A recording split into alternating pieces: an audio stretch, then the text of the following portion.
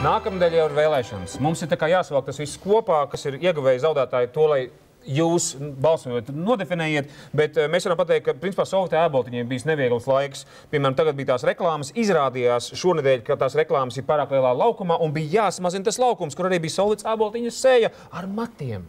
Un tagad viņa nācās nogriezt. Nu, zinu, ko man ar vienā plakātā, pat nesen nošķēla vienu sānu.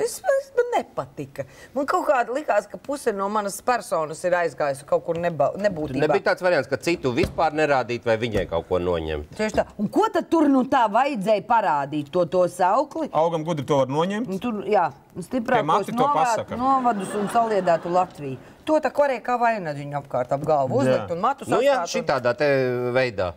Diadēma. Tas pats, jā.